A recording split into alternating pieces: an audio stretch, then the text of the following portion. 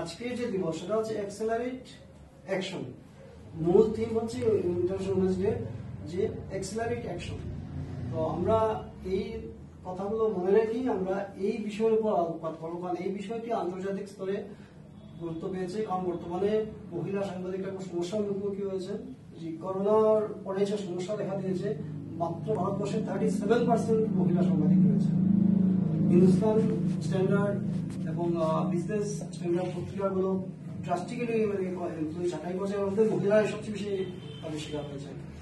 আমেরিকাতে দেখা গিয়েছিল 67%-এর মতো মহিলা সাংবাদিক ছিলেন, কিন্তু বর্তমানে সাংবাদিকতার মহিলাদের ক্ষেত্রে অনেকটা সমস্যার কারণ হয়ে দাঁড়িয়েছে। ভারতবর্ষে অনেক মহিলা সাংবাদিক হত্যা করা হয়েছে, গৌরী লঙ্কেশ সহ অনেক সাংবাদিক হত্যা করা হয়েছে। এই জন্য সমস্যার সম্মুখীন হতে এবং পত্রিকা যে মালিক কর্তৃপক্ষ তারাও কিন্তু ছাঁটাইয়ের তালিকায় অনেক নাম রাখছে।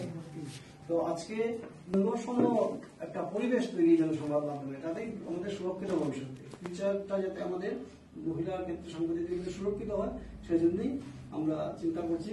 এবং সারা বিশ্বে এই বিষয়ের উপর আজকে আলোচনা হচ্ছে। আসামে অর্গানাইজ করছি জার্নালিস্ট ইউনিয়ন বাসান জোড়া, এটি একটি রাজ্যভিত্তিক সংস্থা এবং এটারই একটি পার্ট রয়েছে বরাকভেলিতে বরাকভেলি জার্নালিস্ট অ্যাসোসিয়েশন। তো আমি আজকে অনুরোধ করবো আশুতোষ দাস মহাশয়কে এই সভা চালিয়ে যাওয়ার জন্য এবং পরবর্তী আমি এখন বর্তমানে উনি বলছেন যে উনি একটু পরে বক্তব্য রাখবেন।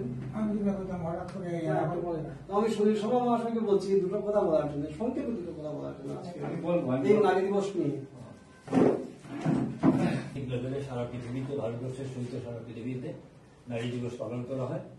সেই নারী দিবসের যথেষ্ট যথার্থতা রয়েছে ভারতবর্ষে এবং পৃথিবীতে রয়েছে, ভারতবর্ষেও রয়েছে।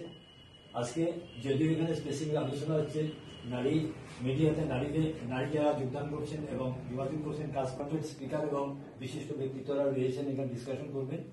কারণ আমি যেহেতু নারী দিবস নারী সম্বন্ধে বলবো, এই নারীর অধিকার, নারীদের অধিকার দেওয়ার জন্য আপনারা সবাই জানেন যে ব্রিটিশরাও সে সম্মান করতো নারীদেরকে, যার জন্য ব্রিটিশ সরকার নারীদের যে রানী ওদেরকে সর্বোচ্চ।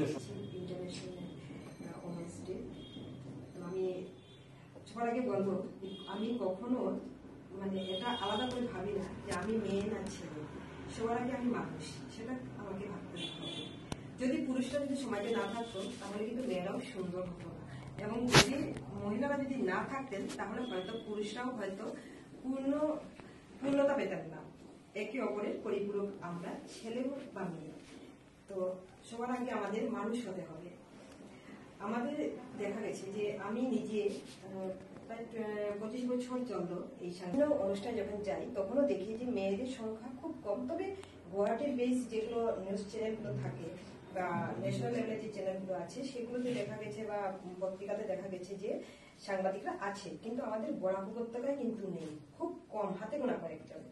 এখন ইদানিংকালে কিছু ব্লগার বেরিয়েছেন সোশ্যাল মিডিয়াতে, যারা ইউটিউবার বলে দিয়েছেন। আমি চাইবো যে তারা যেহেতু বিভিন্ন ধরনের অনুষ্ঠান কাভারেজ